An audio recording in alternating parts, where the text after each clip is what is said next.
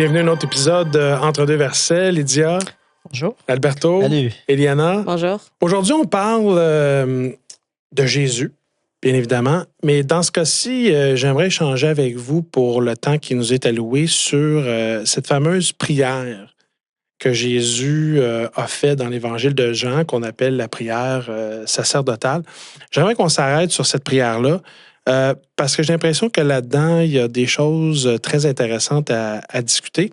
Et peut-être pour lancer la conversation, ce serait d'aller dans ce que moi je considère être le bout de la prière qui est pas mal le plus connu. Là. Je ne sais pas, Alberto, si tu voudrais faire la lecture pour nous, là, ce serait Jean chapitre 7, pardon. 17. Jean chapitre 17, merci Lydia, le verset 3. Oui, donc c'est écrit... Or, la vie éternelle, c'est qu'ils te connaissent, toi, le seul vrai Dieu et celui que tu as envoyé, Jésus-Christ. Pourrais-tu nous donner un peu de contexte, Alberto?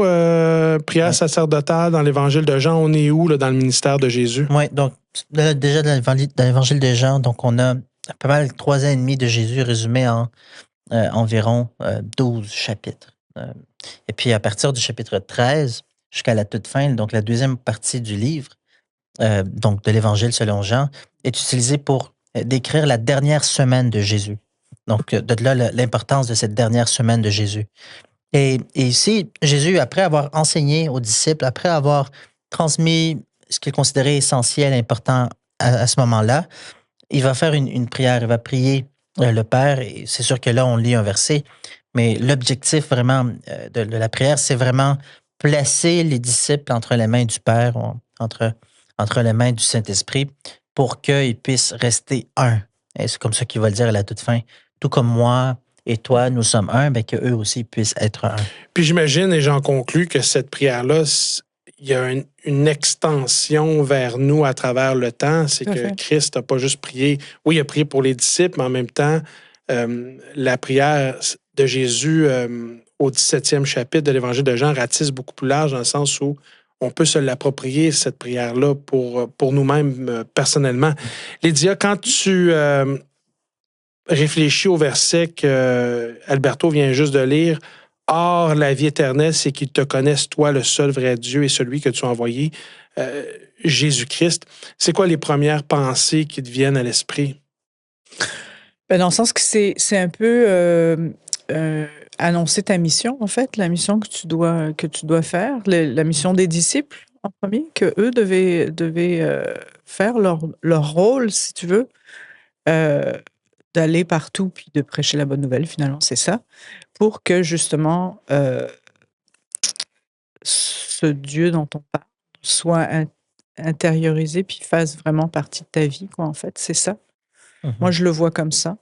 Donc, en fait, quand Jésus est en train de prier pour les disciples et tu lis ce verset-là, ça fait naître en toi ce devoir ou cette responsabilité de dire, ben moi, en fait, comme les disciples, j'ai choisi d'intérioriser Dieu, donc de laisser Dieu vivre en moi. Puis en même temps, ben quand ça se produit, ça fait naître en moi aussi cette responsabilité de partager à d'autres le bien qui vient de cet événement-là. Je pense que Jésus, dans son ministère, le temps qu'il a passé avec ses disciples, je pense que c'était un peu ça son but. C'était ce qu'il voulait atteindre, qu'une fois qu'il allait plus être là, c'est eux qui allaient reprendre le flambeau puis faire le travail, finalement. Oui, parce que, corrige-moi si je me trompe, Eliana, mais il est question d'unicité dans cette prière-là. Donc, on parle de... pardonne-moi l'anglicisme, on parle de oneness, là, cette idée, Alberto t'en a fait allusion. Quand tu regardes cette prière-là dans l'Évangile de Jean, Eliana, est-ce qu'il y a des éléments qui te parlent plus que d'autres? Oui, bien, premièrement, c'est au verset, ici au verset 7, je ne sais pas si on peut le lire, donc chapitre 17, verset 7. Oui, Maintenant, ils ont reconnu que tout ce que tu m'as donné vient de toi. Donc, déjà, Jésus, lorsqu'il prie pour ses disciples, il dit à son Père, ils ont cru, ils ont reconnu, ils croient en moi. Et par la suite, au verset 9, il dit, c'est pour eux que je prie. Je ne prie pas pour le monde, mais pour ceux que tu m'as donnés parce qu'ils sont à toi. Fait que d'après toi, pourquoi est-ce que Jésus se donne la peine de prier pour les disciples? Je veux dire, Alberto nous a donné un peu son point de vue avec lequel je suis d'accord. Lydia également. Toi, est-ce que tu peux enchérir là-dessus? Oui. Ben, c'est parce que il nous montre l'exemple d'intercéder pour les autres. D'intercéder pour les autres, non, pas parce que pas parce que il y a un sens de supériorité, mais le concept clé ici, c'est qu'ils sont à Dieu, ils sont à toi, ils sont à lui. C'est-à-dire, il parlait de Dieu. Donc, parce qu'ils sont enfants de Dieu, parce qu'ils ont cru en Dieu surtout, il priait pour eux. Parce que comme on a vu dans les chapitres précédents, il y avait des choses qui allaient arriver, il y avait des tribulations, des difficultés qui allaient arriver. Fait que c'était de les remettre entre les mains de Dieu pour tout ce qui allait venir et tout ce qu'ils allaient faire face dans leur cheminement spirituel. Ouais. Je suis d'accord avec ce que tu dis. Puis, Alberto, est-ce que tu voulais enchérir? Oui, pas nécessairement dans ce même sens, mais juste dire, quand on a lu tantôt que la vie éternelle consiste à connaître Dieu, connaître Jésus, c'est intéressant de savoir que le tout dans la Bible tourne autour de la relation que nous avons avec Dieu. Autrement dit, la vie chrétienne n'est pas une vie dans laquelle on doit être centré dans ce que je fais, ce que je ne fais pas, ce que je commence à faire, ce que j'arrête de faire, mais plutôt le fait de connaître. Quand il y a un prédicateur qui disait à l'époque, en anglais, il disait « It's who you know ». C'est vraiment qui tu connais. Et c'est ça l'objectif ici. Jésus commence par cette phrase essentielle qui nous dit « Toute l'éternité, on passera l'éternité à essayer de connaître Dieu un peu plus ». Tu sais, on parle à des personnes déjà d'un certain âge et ils sont mariés, ils vont ensemble. Ils disent, est-ce que tu connais déjà la personne à côté de toi? Sinon, je continue à découvrir des choses. Et donc, c'est la même chose avec Dieu. C'est qu'avec l'éternité, imaginez, je sais pas, 10 000 ans plus tard, dans cette éternité-là, on va continuer à découvrir des choses de Dieu. Et c'est ça qui est merveilleux, c'est ça qui est extraordinaire, c'est que Dieu dépasse notre compréhension et vice-versa, c'est-à-dire, nous aussi, on va continuer à nous connaître les uns aux autres.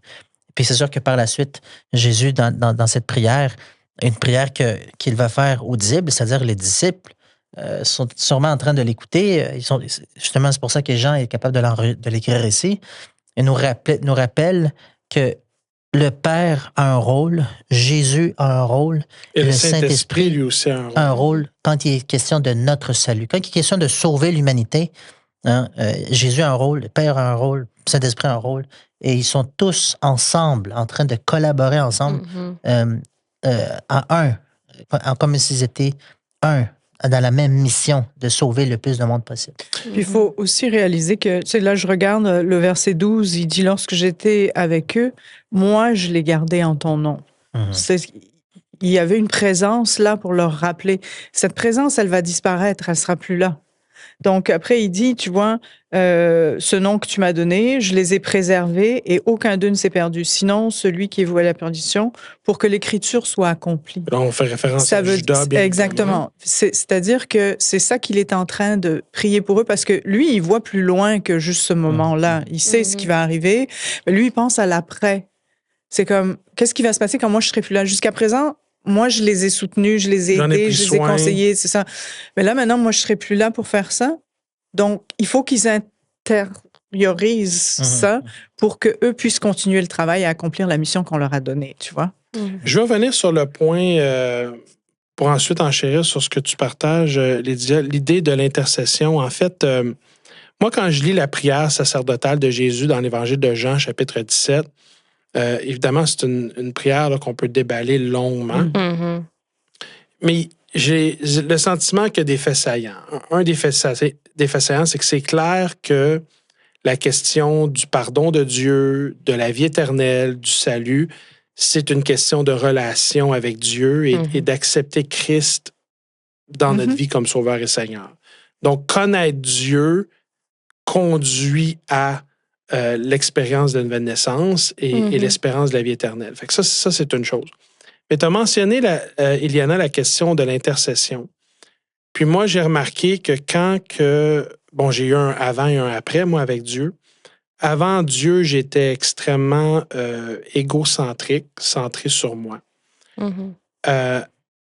quand j'ai développé ma rencontre, quand j'ai rencontré Dieu, j'ai développé ma relation avec lui, ces éléments-là, pas qu'ils ont disparu, mais ils se sont nettement améliorés. J'ai vu que, entre autres, je regardais d'autres personnes qui vivaient des moments difficiles, puis j'avais l'impression que parce que Dieu habitait en moi par son esprit, j'étais plus sensible à ce qu'il vivait. J'avais de la compassion, de l'empathie. L'empathie, oui. Puis, je me sentais un peu impuissant parce que dans certaines situations, je ne pouvais pas rien faire. Et je me souviens que par moments, des fois, j'étais dans des moments de prière seul, puis je pensais à ces personnes-là et à leur situation, puis je priais pour eux. Mm-hmm. Puis je savais pas si Dieu allait changer les circonstances de leur vie, si Dieu allait, exemple, quelqu'un qui est malade, allait les guérir ou quoi que ce soit. Mais ce que j'ai remarqué, c'est que quand que je choisissais consciemment de prier pour eux quand que leur nom me venait en tête, ça détournait mon regard De toi-même. de moi-même, puis ça m'aidait à avoir un regard sur les autres. Et je pense que dans sa prière sacerdotale, c'est une des choses que Jésus essayait d'amener de l'avant par rapport aux disciples, de dire, ben moi, là, j'étais pas tourné vers moi-même, j'étais tourné vers vous. Puis là, vous, parce que vous êtes tourné vers moi, maintenant, vous allez tourner vers les autres. Je ne sais pas si vous avez des commentaires par rapport à ça ou des éléments sur lesquels vous voulez enchérir. Sinon, j'ai une autre question ici que j'ai le goût de vous poser. Ouais. Juste avant, Patrick, c'est que Dieu a un problème, nous. C'est-à-dire, nous sommes le problème. Le gros problème. Le gros problème, parce que tu mentionnes, tu disais tantôt... En fait, il y en a trois. En anglais, on dit « me, myself and I ». Ça fait que, en fait, c'est que... Puis on le voit, hein, c'est-à-dire l'être humain est capable de faire des atrocités. Là. Les nouvelles sont remplies de ça. On n'a pas besoin d'argumenter plus que ça. Mais d'un côté, il y a l'égoïsme, comme tu le mentionnes. Puis parfois, moi aussi, je me réveille puis je vois, hey, comment ça, cette tige d'égoïsme-là est apparue dans ma vie? Ben oui, c'est parce que c'est constant. Continuellement, je me vois en train de lutter, puis parfois, je prends des décisions, je dis des choses très égoïstes et je m'aperçois que finalement, que j'ai besoin beaucoup du Seigneur dans ce sens-là, parce que le Seigneur veut nous attirer vers l'opposé de l'égoïsme, vers l'amour ou l'altruisme qu'on pourrait parler. Et c'est sûr que la prière ici, c'est-à-dire Jésus même a vécu ça. Même dans son rôle à lui, de sauver le monde, de mourir pour nous, il est sur la croix. On vient de t'insulter pendant des heures et des heures. On vient de te dire n'importe quoi. On est en train de rire de toi. Hein, descends de là si tu es vraiment le Fils de Dieu. Puis Jésus, il ose dire, Père, pardonne-leur. Ils ne savent ce qu'ils font. C'est-à-dire, Jésus est l'exemple parfait de qu'est-ce que l'altruisme, de qu'est-ce que l'amour envers les autres. Parce que déjà là, je suis capable, comme tu mentionnes, je suis capable de prier pour quelqu'un qui m'a fait du mal ou du tort une fois de temps en temps, pas trop longtemps. Mais Jésus est en train de le faire là alors qu'il souffre. Et c'est là que cela nous encourage, je pense, nous motive à « Hey, c'est vraiment vers là que je veux être ». Et Jésus, ici, dans Jean 17, nous rappelle, encore une fois, que la prière pour les autres personnes, c'est pas quelque chose une option, mais plutôt quelque chose qui nous aide. En plus de ça, ça nous aide. Donc, la personne la plus égoïste devrait prier pour les autres parce que ça l'aide pour elle-même. Donc, déjà là, on voit que l'objectif de Jésus ici, à travers cette prière, c'est, comme ça a été mentionné, il avait un rôle, il veut sauver le plus de monde possible. Il prie pour eux, pour leur protection. Je vais revenir sur un point que tu as mentionné avant de passer à la prochaine question que j'ai ici sur ma feuille, là, qui me semble très importante. On est assis ici entre deux versets, on discute, puis évidemment, l'objectif, c'est de partager notre expérience avec Dieu, nos connaissances concernant Dieu. Puis on se veut vouloir inspirer les autres à découvrir Dieu à travers notre partage. Nécessairement, c'est la raison d'être du balado, d'une certaine façon. Mais j'ai l'impression que des fois, on discute, puis on va nommer les attentes que Dieu a envers nous. Donc, exemple, mais c'est pas ça que tu as fait. En fait, toi, tu as nommé l'attente, puis après ça, tu as donné la raison. Puis moi, je vais enchérir là-dessus, parce qu'on va dire, exemple, Dieu, il veut qu'on soit altruiste. Dieu, il veut qu'on soit dans le don de soi. Dieu, il veut que notre regard soit tourné vers les autres. Évidemment, c'est aux antipodes avec ce qu'on est. Ta nature humaine. Exactement. Donc, moi, égoïste, égocentrique. Mais en fait, des fois, j'ai l'impression qu'on ne prend pas assez de temps pour expliquer la raison. La raison, en fait, c'est que moi, dans mon expérience personnelle, puis je ne sais pas si vous la partagez, là, vous avez votre vie à vous, puis vous l'avez développée, vous avez vos expériences. Moi, toutes les fois que j'ai vécu dans mon égoïsme, dans mon égocentrisme, j'ai eu l'illusion d'être bien. Mais fondamentalement, j'étais pas c'est bien pas le vrai intérieurement. bonheur. J'étais pas heureux, j'avais pas une joie. Puis le plaisir qui vient de l'égocentrisme, j'ai l'impression qu'il est Éphémère. Superficiel. oui, ouais. éphémère, superficiel, puis il Mm. passe vite. Mm. Mais quand on est habité par le Saint-Esprit, quand le Saint-Esprit nous habite, puis quand on laisse Dieu travailler notre cœur pour être dans l'altruisme, dans le don de soi et tourner vers les autres, moi, c'est à ce moment-là que j'ai fait l'expérience d'une joie et d'un bonheur qui se compare pas, qui est pas superficiel, qui est pas éphémère, qui est beaucoup plus soutenu, puis qui est beaucoup plus bienfaisant. Parce que toi, dans le fond, quand tu as répondu à la question, tu as dit, la raison pourquoi que Jésus veut ça, c'est parce que ça fait du bien. Ça fait du bien d'être tourné vers les autres, d'aider les autres, de prier pour les autres. Et il y a une raison pour ça. C'est pas juste parce que Dieu le veut. Je sais pas si ça fait du sens là, pour vous, là, mais... Moi, je voulais mentionner quelque chose par rapport à ça parce que le verset 15 m'a parlé beaucoup. Je le lisais pendant qu'on discutait un peu plus tôt. « Je ne te prie pas de les ôter du monde, mais de les garder du malin. » Puis ça aussi, c'est d'une façon ou d'une autre, c'est aussi de l'altruisme. Mais c'était là la question. La question que j'ai devant moi, c'est que signifie être dans le monde sans être du monde? C'est ça, mais là où j'en venais, c'est que Jésus nous dit, restez dans le monde, essayez pas de vous isoler, puis gardez ce que vous avez de bon pour vous, parce que il faut vraiment le préserver. Puis non, c'est de rester dans le monde parce qu'il y a tellement d'autres personnes qui sont prêtes à recevoir le message, qui ont besoin de ce message-là. Et il est en train de prier Dieu pour qu'il les garde du malin au lieu. C'est-à-dire, oui, préserver, mais d'une autre façon. C'est-à-dire, on s'isole pas. On cherche pas à s'isoler, mais plutôt, c'est-à-dire, il les garde du malin pour pas que le malin les détourne de cette vérité-là. Pardon. Je suis tout à fait d'accord avec toi. Et je sais pas, Alberto, Lydia, moi, j'ai l'impression qu'aujourd'hui, et peut-être c'est juste une perception, mais j'ai vraiment le sentiment que les gens autour de nous, en général, sont porteurs de souffrance. J'ai l'impression que les gens souffrent aujourd'hui. Tu parlais des nouvelles, là. J'ai l'impression que, puis je sais pas si à cause qu'on habite ici ou peut-être qu'on souffre moins ici qu'ailleurs, mais j'ai l'impression que ça n'en prend pas gros aujourd'hui pour encourager quelqu'un. Puis même ici, en fait, parfois, c'est que c'est de la souffrance cachée intérieure. Fait que parfois, on peut avoir l'impression que tout est beau, même ici, mais en fait, il y a des gens qui souffrent de faim, il y a des gens qui souffrent émotionnellement, il y a des gens qui souffrent de toutes sortes de choses, de toutes sortes de maux de maladies. C'est peut-être pas les mêmes types de souffrance qu'ailleurs, mais c'est de la souffrance pareille. Ouais. Je suis d'accord avec toi, puis c'est de valeur des fois qu'on est dans une société où est-ce que les gens ont des mécanismes de protection et de défense, puis ils se mettent des barrières ou pour se protéger, ils laissent pas... C'est ça, juste ce que j'allais dire, jusqu'au point où parfois tu veux faire une bonne action. Enfin, une bonne action. Tu veux être gentil avec quelqu'un, puis la personne, il te regarde comme... Qu'est-ce que tu veux? Ils sont insultés. Ils sont insultés, les gens, aujourd'hui. Ils ont quasiment peur d'une bonne action. Oui, ils ont peur de la générosité, ils ont peur de... C'est ça. Qu'est-ce qu'il y a derrière? Qu'est-ce qui se cache? Les gens sont méfiants, les gens sont... Mais ça fait partie de, justement, cette chose, cet sentiment d'insécurité, tout ce qui est dans la société dans laquelle on vit, parce que, justement, il y a une perte de valeur et d'ancrage, ce qui fait que, tu sais plus trop à quel saint te vouer, si on va dire. Alors, toi, quand tu arrives, tu as l'air... Tu as quelque chose à offrir, tu as l'air stable, les gens, ils sont un peu déstabilisés quand ils te voient arriver. C'est normal, ils ont peur un peu, même parfois. Et donc, comme Eliana disait, on a ce mandat-là d'être... de pas, de par notre expérience chrétienne, se retrouver dans l'isolement au niveau de la société. Non, il ne faut pas. Et ça, c'est dangereux parce qu'il y a beaucoup de mouvements sectaires que c'est, en fait, ça fait partie des enseignements...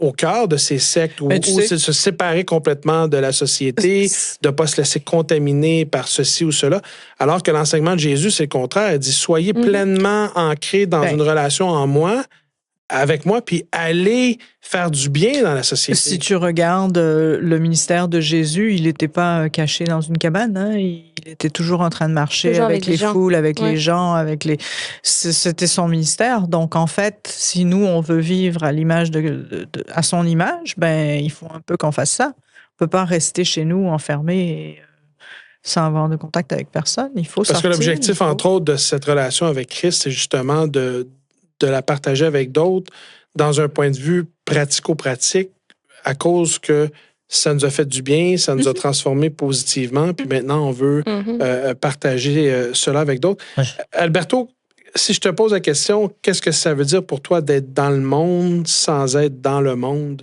Oui, c'est une question de qui a de l'influence sur qui ici, vraiment. Est-ce que c'est moi qui ai de l'influence sur... Et quand on dit monde, c'est vraiment... Moi, j'aime société. plutôt... Ouais, société, mais j'aime plutôt utiliser les mots valeurs. Quelles sont les valeurs que moi j'emploie? Parce que c'est intéressant parce que hier, je donnais justement une étude biblique à une dame. On lisait les 10 commandements, ce qu'on connaît sous le nom des 10 commandements ou les 10 paroles. Et j'étais en train de présenter et étudier ça avec elle. Puis je dis, écoute, Dieu cherche à protéger papa et maman. Honore ton père et ta mère. Dieu cherche à protéger les biens des autres personnes. Tu ne voleras pas. Puis en train de voir les autres commandements. On voit les bonnes intentions de Dieu. Voilà, c'est ça. Donc, Dieu qui préserve la vie, hein, tu ne tueras pas, etc., etc. Et c'est là que je parlais parlant avec elle, on dit, oui, ça, c'est des très bonnes valeurs. Je n'avais pas vu les 10 commandements comme ça, comme quelque chose qui cherche à me protéger moi, personnellement, protéger les autres, les personnes autour de moi, et protéger aussi ma relation avec Dieu. Donc, aujourd'hui, on veut certainement avoir ces bonnes valeurs, parce que c'est pas des mauvaises valeurs. Là. Quand je parle de et avoir du respect envers papa et maman, c'est pas une mauvaise valeur, c'est une très bonne valeur. Avoir du respect envers les autres, la patience envers les autres, c'est des très bonnes choses. Mais la différence avec ce qu'on pour expliquer davantage le texte, la question d'être dans le monde ou pas, selon l'Écriture, c'est est-ce qu'on veut avoir ces valeurs-là avec tout ce que cela comprend, ou bien on dit ouais, c'est des bonnes valeurs, mais on vit autrement. C'est-à-dire, on vit à l'opposé de l'amour, l'égoïsme, on parlait tantôt, qui se manifeste sous différentes formes. Donc, moi, je pense que le texte ici va simplement dire, OK, qu'est-ce qui m'influence plus, moi, dans ma vie? Est-ce que c'est plutôt l'amour, avec toute la liste, hein, patience, respect, etc., ou l'égoïsme, avec tout ce qui est présenté derrière tout ça? C'est-à-dire, qu'est-ce qui domine sur moi, mes pensées, mes actions, mes rêves, etc.? Donc, moi, c'est comme ça que je le vois, en tout cas. Et dépendamment de la qualité de ta connexion avec Dieu, parce que moi, en tout cas, c'est comme ça que je le vis, dépendamment de l'intensité ou de la qualité de ta connexion relationnelle avec Dieu, ben à ce moment-là, moi, je me sens dans une posture où finalement, quand ma connexion avec Dieu n'est pas bonne, ben, je suis facilement influencé par des valeurs externes qui ne sont pas, je ne sais pas si on peut les appeler des valeurs, mais en fait des influences. Des influences, des façons de penser, des façons de faire, des façons de dire, des façons d'agir qui ne sont pas de Dieu. Donc, et je le remarque, quand ma relation avec Christ n'est pas où est-ce que j'aimerais la laisser être. Donc, si je me referme un peu à l'influence de Dieu dans ma vie, ben à ce moment-là, c'est d'autres influences qui viennent essayer de s'ancrer en moi. Tu vois, j'ai lu un livre, et c'est ça que Jésus veut dire quand il dit être le sel de la terre, être le monde, être la lumière de ce monde. J'ai lu une anecdote, quelqu'un qui a écrit le livre Sel de la terre, justement. Et dans cette anecdote-là, il décrit une chicane entre une personne et une autre. Il dit, hey, toi puis moi, on est comme l'eau et l'huile. Ça se mélange pas. On ne peut pas être ensemble, ça se mélange pas. On peut pas. Et puis, c'est là que ces valeurs-là rentrent en jeu. Hein. Je dis, ouais, mais on peut faire une bonne soupe ensemble. C'est-à-dire, perspective de, écoute, on peut pas être ensemble, on peut pas être à la même place. Mais l'autre bord, c'est non, écoute, on va trouver des points en commun, on va chercher à l'unité, justement, c'est ça qui est exprimé dans cette prière. Puis c'est là-dessus que je voulais discuter. Il nous reste un peu plus de 3 minutes à notre balado aujourd'hui, notre épisode aujourd'hui, puis j'aimerais qu'on parle d'unité parce que ça fait partie de cette prière que Jésus a prononcée. Lydia, je me tourne vers toi. en tant que chrétien, je veux dire, on n'a pas perdu nécessairement notre personnalité. On a gardé notre personnalité, mais on a laissé Dieu, par le Saint-Esprit, agir en nous et peut-être améliorer certains défauts de caractère. C'est pas toujours facile, cette unité auquel Dieu nous appelle, cet amour les uns pour les autres. Pour toi, dans ta vie personnelle, qu'est-ce que tu dirais a été le plus aidant pour t'aider à aimer davantage, à être plus ouverte, tolérante, être dans le non-jugement? Parce que c'est facile là, de vivre dans la division. Puis tout autour de nous, on allume les nouvelles, on va sur nos réseaux sociaux et tout converge pour essayer de nous diviser les uns des autres. Écoute, tu as prononcé le mot tolérant. Ça m'a ramené en arrière parce que quand j'étais à l'école, je me rappelle, j'avais écrit une dissertation, puis le professeur m'avait rendu mon texte corrigé, puis elle m'avait dit « Très bon texte, mais il va falloir apprendre la tolérance. » Et ça m'a marqué. C'était déjà un petit peu un enjeu. Oui, parce que j'avais des opinions bien tranchées. Tu comprends? Et pour moi, le gris, ça n'existe pas. C'est soit noir ou blanc. Puis bon, avec les années, c'est sûr que tu mûris, tu grandis, tu as des expériences de ta vie. Puis c'est sûr que avec le temps, ben, tu en as de plus en plus un peu gris pour certaines personnes.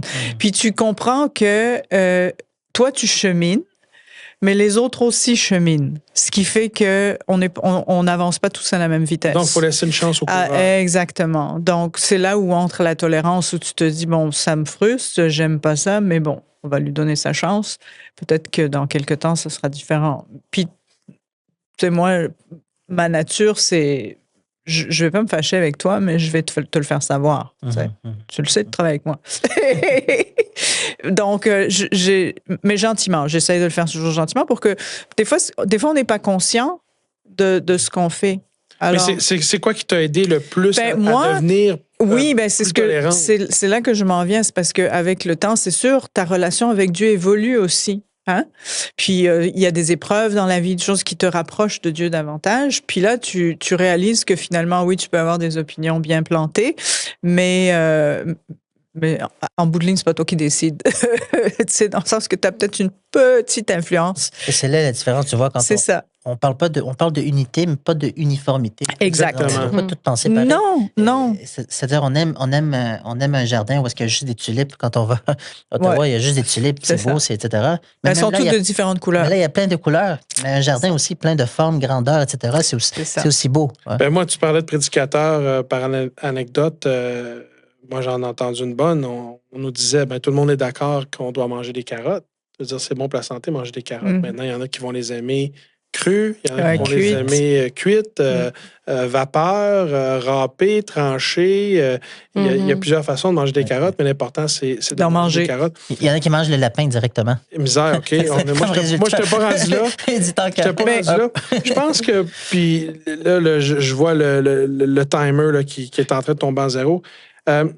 J'aimerais encourager ceux qui nous écoutent à prendre un moment pour aller dans Jean chapitre 17, lire cette prière sacerdotale de Jésus et prendre le temps vraiment de connaître le Jésus qui est derrière cette prière, parce qu'avec Jésus, c'est l'espérance de la vie éternelle. Exact. Merci d'avoir été avec nous aujourd'hui pour un autre épisode d'Entre deux versets. Merci. Plaisir.